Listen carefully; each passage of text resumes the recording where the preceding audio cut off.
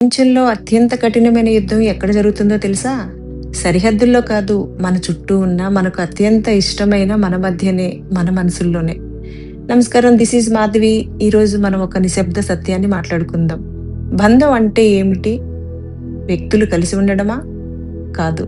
ఒకరి మనసుకి మరొకరు ఊరట ఇవ్వడం. కానీ అదే బంధం ఒక గాయంగా ఎందుకు మారుతుంది?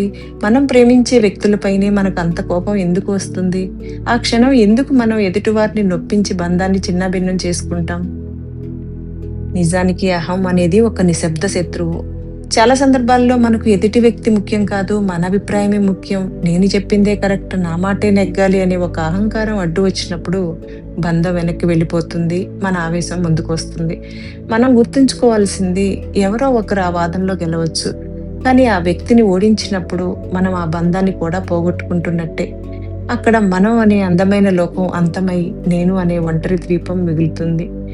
బంధం అంటే నాది, నేను మాత్రమే అని ఆలోచించడం కాదు, మనది అని ఫీల్ అవ్వడం. అయితే ఆ గాయం వారికా మనకా అంటే, మనం ఆవేశంలో ఒక కఠినమైన మాట అన్నామనుకోండి, అది ఎదుటివారి గుండెకి తగిలి వారు బాధపడతారు. కానీ మీకు తెలుసా, నొప్పించటం అనేది మొదట మనమే చేసుకునే గాయం. ఒక చెట్టు కొమ్మని మనం గొడ్డలతో నరుకుతున్నప్పుడు గాయం కొమ్మకే కాదు, దాన్ని మోస్తున్న వేర్లకు కూడా తగులుతుంది. ఎందుకంటే ఆ వ్యక్తి పరాయి వారు కాదు, మన జీవితంలో ఒక భాగం. ఆ క్షణం ఏదో అనేశామనే తృప్తి ఉండొచ్చు, కానీ రాత్రి ఒంటరిగా ఉన్నప్పుడు ఆ మాట మన మనసును తొలిచేస్తూనే ఉంటుంది. మనం పంపిన ప్రతి కోపం బాణంలా వెళ్ళి చివరికి మన మనసుకే తగులుతుంది. అదే భావోద్వేగాల బానిసత్వం. నాకు కోపం వచ్చేసింది, కంట్రోల్ చేసుకోలేకపోయాను, ఇది మనం చెప్పుకునే అతిపెద్ద అబద్ధం. బాస్ మీద కోపం వస్తే కంట్రోల్ చేసుకుంటాం కదా, రోడ్డు మీద కొత్త వ్యక్తి మీద కోపం వస్తే ఆగుతాం కదా, మరి మన వాళ్ళ మీద ఎందుకు కోపం చూపిస్తాం? ఎందుకంటే వారు మనల్ని వదిలి వెళ్లరనే ఒక ధీమా, వారిపై మనకు అధికారం ఉందనే ఒక వ్యామోహం. ప్రేమ ఎదుటి వ్యక్తి సంతోషాన్ని కోరుకుంటుంది, కానీ వ్యామోహం ఎదుటి వ్యక్తి నా కంట్రోల్లో ఉండాలని కోరుకుంటుంది. ఎదుటి వ్యక్తిని ఒక స్వతంత్ర మనిషిలా కాకుండా మన ఇష్టాల ప్రతిరూపంలా చూడడం మొదలుపెట్టినప్పుడే బంధానికి చీడపడుతుంది.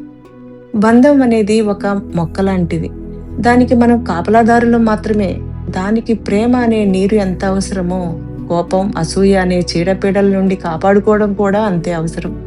పోనీలే అని వదిలేయడానికి ఓటమి అనుకోకండి, అది మీ పరిణతి. ఎదుటివారిని మార్చడం మన చేతుల్లో లేదు, కానీ మనల్ని మనం సంస్కరించుకోవడం మన చేతుల్లోనే ఉంది. బంధం నిలవాలంటే ఒకరు తగ్గాలి. ఆ తగ్గటం మనమే ఎందుకు కాకూడదు? అది మనల్ని చిన్న చేయదు, ఇంకా గొప్ప మనిషిని చేస్తుంది. మనం గుర్తుంచుకోవాల్సింది, కాలం చాలా వేగంగా వెళ్ళిపోతుంది. రేపు అన్నది ఎవరికీ గ్యారంటీ లేదు. ఈ చిన్న జీవితంలో గొడవలతో, అపార్థాలతో కాలాన్ని ఎందుకు వృధా చేసుకోవాలి? అహం వైపు నిలబడి బంధాన్ని పోగొట్టుకుంటారా, లేక ప్రేమ వైపు నిలబడి మనుషుల్ని గెలుచుకుంటారా? బంధం అనేది ఒక ఒప్పందం కాదు, అది ఒక ఆత్మీయత. మీరు నొప్పించిన ప్రతిసారి మీ మనసుకు ఒక గాయం చేసుకుంటున్నారని మర్చిపోకండి. ప్రేమించడం నేర్చుకోండి, అంతకంటే మిన్నగా క్షమించడం నేర్చుకోండి. అప్పుడే బంధం మనకు భారంగా కాకుండా ఒక తీపి ఊరట్లా మారుతుంది.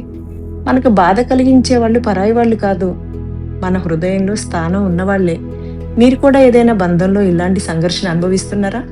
ఒకసారి ఆలోచించండి. గెలుపు ముఖ్యమా, బంధం ముఖ్యమా? మీ అభిప్రాయాన్ని కామెంట్ ద్వారా తెలియజేయండి. ధన్యవాదాలు. మీ మాధవి.